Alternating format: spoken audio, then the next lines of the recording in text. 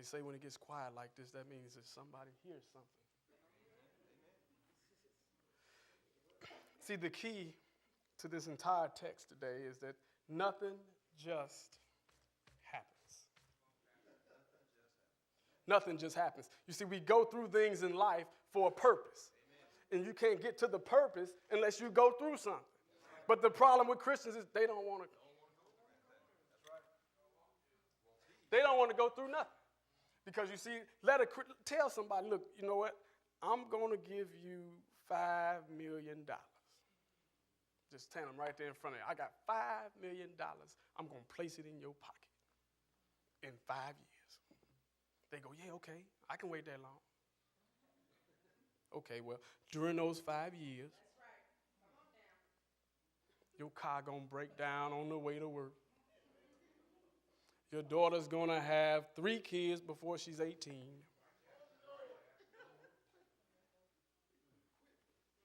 One of them will be born still.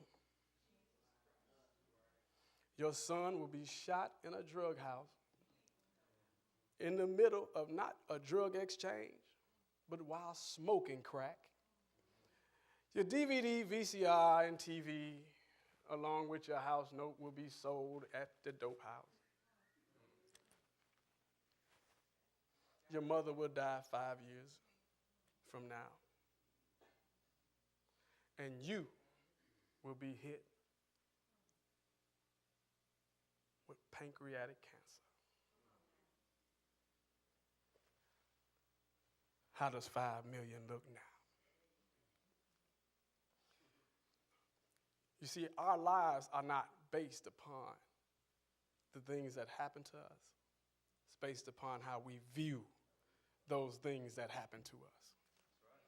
You see, because if you have faith in God,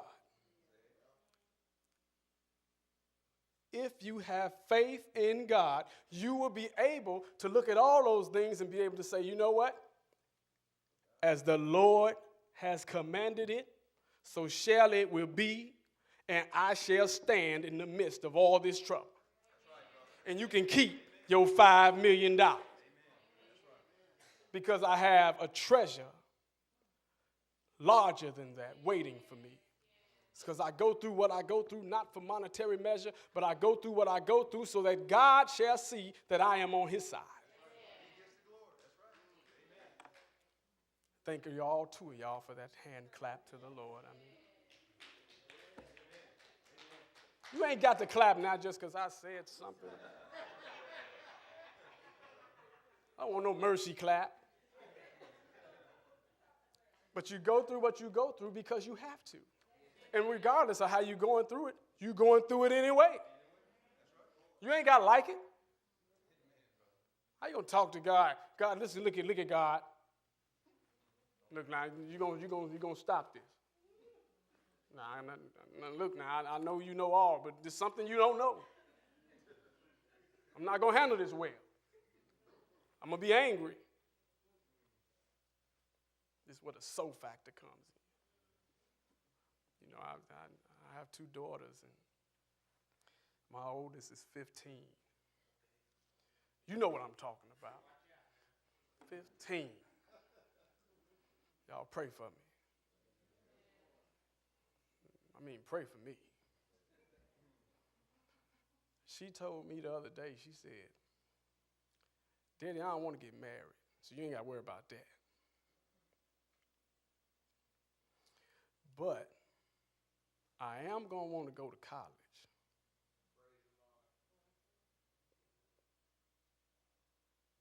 So you got to make sure you start saving now, because I'm going to need a car, an apartment,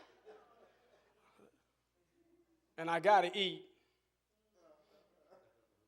And I'm going to want to go on dates. I said, who's going to pay for all that? I went to college. I ain't getting none of that. I began to feel like I had been cheated. This child was telling me something I was supposed to have and didn't get. Then I realized that it was ridiculousness. That's what it was. You're going to stay in a dorm like everybody else if you get there. Now, I know one thing. I remember back in the days, they had them big jumbo refrigerator boxes. They look real nice. You put a plant in front of it, and y'all going to stop laughing at me because I'm almost serious. The only thing stopping me is the Lord. But see, that's the key. You see, we set up these ridiculous obstacles, and we begin to channel them, and we try to turn God's plan into our plan. You see what I'm saying? We start to say, you know what? This is how we want things to be, and we're going to negotiate. And when God fails to negotiate as you want to negotiate, the problem arises. That's when you begin to shake your fist, when you get like Cain. Wherefore out your brother? You heard the text. It's been posted on all kind of stuff. Not correctly most of the time, but Cain told him, am I my brother's keeper? Had the audacity to get smart with God. God should have slapped his teeth out. That's what a lot of y'all would have did to your kids. You try to sit up and act all innocent.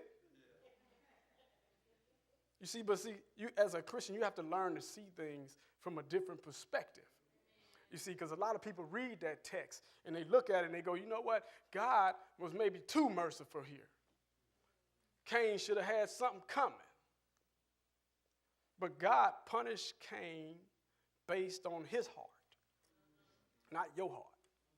You see, so when you start to watch things going on in your life, you can't apply the way things go on in your life to the way somebody else is going through things in theirs. You can't sit there and say, I think I'm going through too much. Cain said that. Cain sat there and told him. He said, my punishment is more than I can bear. And when you start to see things, like earlier today, I'm sure I saw you go this way and anoint Brother Jim, right?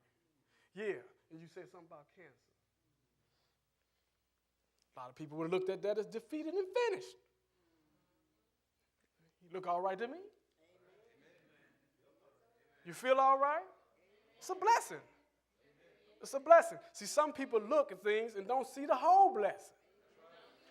You don't know everything that Brother Jim had to go through to get to what he is today.